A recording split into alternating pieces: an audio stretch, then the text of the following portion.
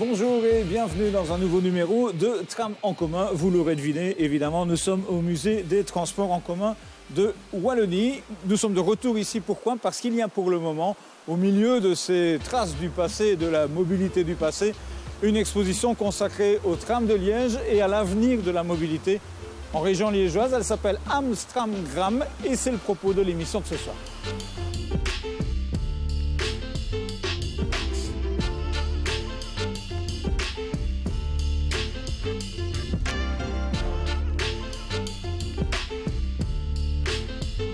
S'articule autour de la maquette grandeur nature que vous pouvez voir ici.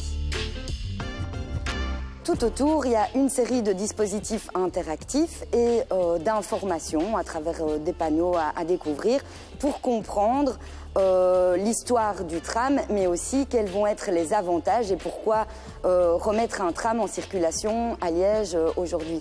Est-ce que l'exposition est figée ? Alors, pas du tout, et c'est là justement un des aspects particuliers de cette exposition, c'est qu'elle est évolutive et qu'elle va donc être complétée par toute une série d'informations pour correspondre à la réalité de terrain, à l'évolution du chantier du tram. Et donc, ça vaudra peut-être la peine pour les visiteurs de revenir plusieurs fois parce qu'elle va évoluer au cours du temps. Spécialiste du tram, Pierre? Non, pas du tout. J'ai pas révisé mon tram, là. Allons-y. On va commencer avec la fin des tramways dans l'agglomération liégeoise. 64 ou 68. On va partir sur 64. Tracé Sclessin-Cormeuse, peut-être. On dirait 2011, c'est possible. Le premier tramway vapeur entre Liège et Serein. Ouais, je dirais 1880. Prenons une année. D'accord. 2007. Par déduction, le permis doit être arrivé après l'étude. Ouais. Et le reste, ça me semble beaucoup plus ancien. 2007 donc. C'est ça. Et ben voilà. Il faut bien connecter la définition avec le terme. Donc une rame, c'est un ensemble de plusieurs véhicules ferroviaires attelés entre eux. Parfait. Parfait. Alors un pantographe, je dirais que c'est le dispositif articulé placé sur le toit du véhicule qui permet au tram de capter le courant par frottement. Et on va voir si j'ai raison. J'ai raison. Qu'est-ce que le chariot à deux essieux placé sous le châssis d'un véhicule ferroviaire? Je dirais le chasse-corps par élimination. Allons-y, par intuition. Et c'est pas ça. C'est le bogie alors. Essaye. Voilà. Ça va? Je suis pas si mauvais sur le tram finalement. C'est bien? Non, non, c'est très très bien. Je peux être malade. Vous cherchez un remplaçant? Ouais, c'est ça.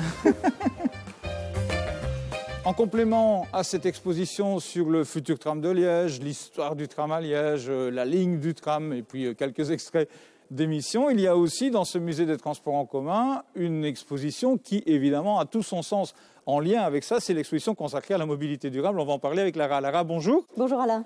La mobilité durable, forcément le tram ça s'inscrit dedans. Absolument, et c'est vraiment ce qu'on montre ici, entre autres donc en définissant le concept de mobilité durable, en expliquant les enjeux de la mobilité durable et en montrant alors des exemples effectivement ailleurs qu'en Belgique ou des villes qui par exemple ont mis en place tout ce qu'il fallait pour arriver effectivement à cette mobilité durable. Qu'est-ce qu'on remarque à Nantes? À Nantes évidemment, ce qui est intéressant c'est que c'est la première ville française à avoir réintroduit le tramway.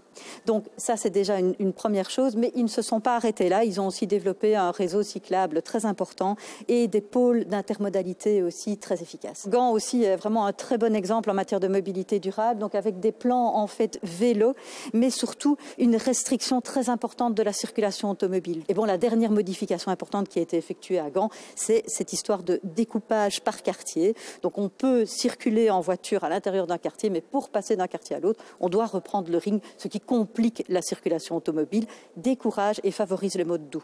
Et à propos de vélo, vous l'avez sans doute repéré, là derrière, il y a un vélo qui permet concrètement de découvrir différentes villes. Et donc, moi, ce que je propose, c'est qu'on demande à Pierre d'aller s'installer et de pédaler. Istanbul, il y a du monde là. Mais comment on peut rouler à vélo là? C'est impossible. Allez, on enchaîne. Copenhague. Bon, c'est assez sympa en fait de voir la différence, je trouve, entre des villes où il y a beaucoup plus de mobilité douce. Voilà, on a vraiment une ville où c'est quasi impossible de se déplacer à vélo, puis on a une ville où là, il y a presque que des cyclistes. On va vous montrer encore juste une petite chose, parce qu'ils ont pensé à plein de petites idées intéressantes. Il y a notamment quelques petites anecdotes. Et vous apprendrez qu'il y a eu une hésitation sur le nom d'une des stations du futur tram, Parker Street ou Park Street. Et pourquoi a-t-on choisi la deuxième version? La réponse, elle est là, mais je ne vous la montre pas. C'est la fin de ce numéro de Tram en commun. Je vous précise simplement juste une petite chose, c'est que les visites scolaires sont gratuites. Elles sont offertes par le TEC. Donc si vous êtes enseignant, enseignante, n'hésitez pas à solliciter un rendez-vous pour une visite scolaire. Fin de Tram en commun. Il n'y aura pas de numéro la semaine prochaine, jamais pendant les congés scolaires. Et donc on se retrouve le 11 novembre. À bientôt.